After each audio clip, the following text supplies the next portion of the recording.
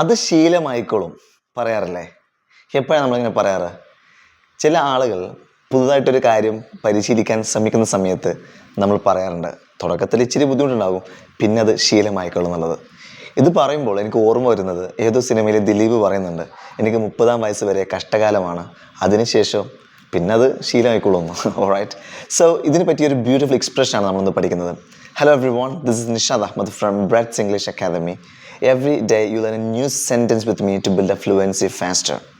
English fluency build up ചെയ്യാൻ നിങ്ങൾ ആഗ്രഹിക്കുന്നുവെങ്കിൽ നിങ്ങൾ ഓർക്കേണ്ട പ്രധാനപ്പെട്ട കാര്യം എന്ന് പറയുന്നത് ഒരിക്കലും വാക്കുകൾ പഠിച്ചു വെക്കരുത്, പകരം സെൻറ്റൻസുകൾ പഠിച്ചു വെക്കുക, അല്ലെങ്കിൽ ഫ്രേസുകൾ പഠിച്ചു വെക്കുക.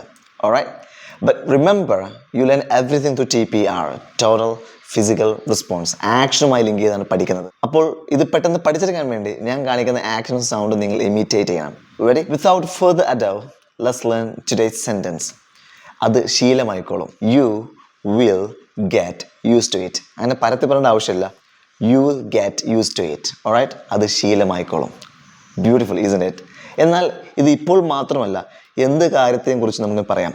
Four example, at first it was really hard to make videos, but now I got use to making videos. All right, video ഉണ്ടാക്കുന്നത് എനിക്ക് ശീലമായി പോയി. അപ്പോൾ ശീലമാവുക എന്ന് പറയുമ്പോഴൊക്കെ you can say get use to. For example, it takes time to get used to a new working environment.